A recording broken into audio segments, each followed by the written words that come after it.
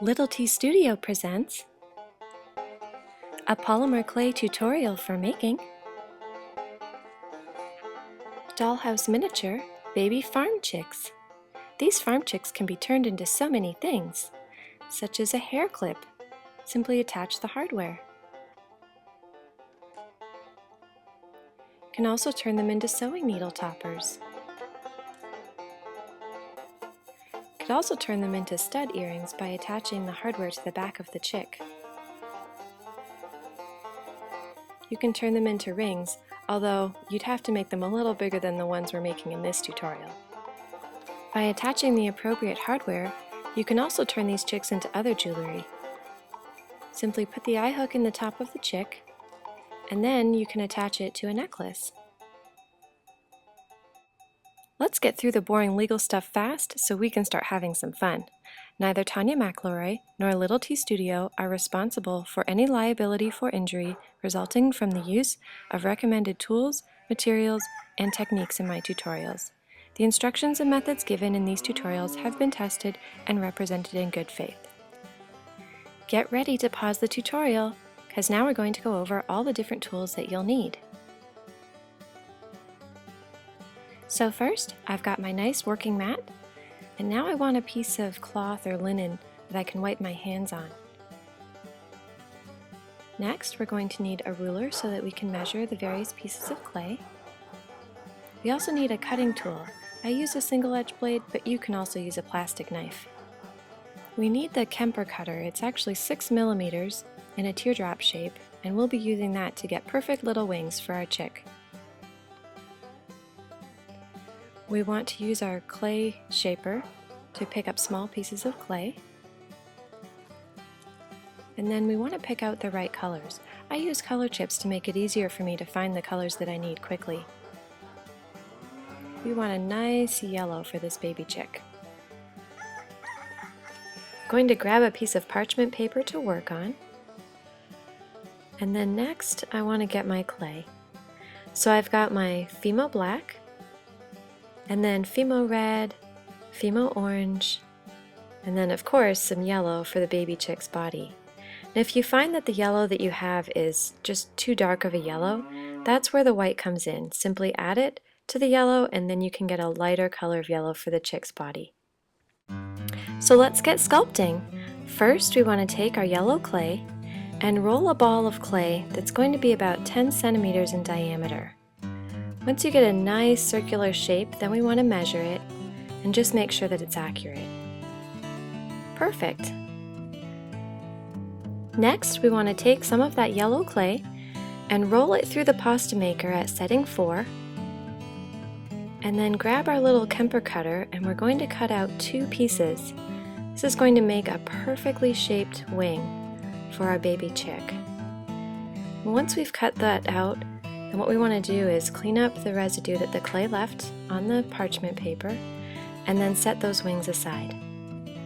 Next, we want to take our red clay and roll it into a pipe that's about 1 millimeter in diameter, just like this, and then we want to grab our ruler and our cutting tool and we want to cut 4 pieces that are 5 centimeters in length. We're going to use these to create the chick's baby feet, so we want to have 4 separate pieces of equal lengths.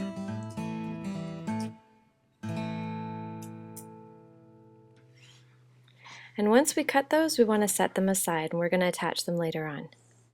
Video tutorials are great, but sometimes it makes it easier if you have a paper tutorial with all of the steps that you can follow while you're working on your project. So I've created step-by-step PDF print-ready tutorials that you can get at my website. Simply visit littletstudio.com and click on the Shop button for PDF tutorials, items from the tutorials, and lots of other fun stuff. Next, we're going to take our orange clay and roll it around a little bit to make it soft and pliable. And then we're going to break it apart into 2 separate pieces. Now it's important that the pieces are not equal in size.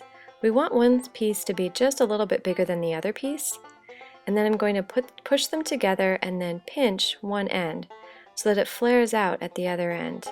It'll kind of look like a heart shape, but that will give us a perfect miniature beak. Now it's time to make the eyes. So take your black clay, and rather than trying to get 2 balls of equally shaped clay, what we're going to do is just roll a pipe and cut it in half. This will guarantee that you get perfectly shaped eyes, and that way they'll be even on your chick's face. So roll it around into small little balls and set aside. Let's start assembling our chick. So we're going to take the little red pipes of clay that we made earlier and pinch them at the bottom, similar to the way that we made the beak. And we're going to set that one aside, and then grab the other 2 little pipes and do the same thing. Mash it together, pinch it at one end, and then we want to set that down onto our parchment paper. Next, what we're going to do is take our little yellow ball of clay and just simply place it over the feet. It's the easiest, quickest way to make them attach, and instantly you've got baby chick feet. So let's attach the eyes. Simply take the black clay and gently press the clay onto the chick's face. It's important not to push too hard initially because we want to make sure that we have our placement right. And once you have your placement right, then take the beak and also attach that to the face, trying to get it as centered as possible on the baby chick's face in between the 2 little eyes. Alright, good. So now what we want to do is take our wings and place them on each side. I put my wings on so that the little pointed edges are facing the back. So now I'm going to take my other wing and attach it to the other side, being really careful at this point not to smush any of the small little details to our chick. And there you go. You just created a dollhouse miniature baby farm chick. Great job! That concludes this tutorial. If you have any questions about the steps within the tutorial, or have suggestions for tutorials you'd like to see, feel free to contact me at Tanya@littletstudio.com. Thank you for watching and happy crafting!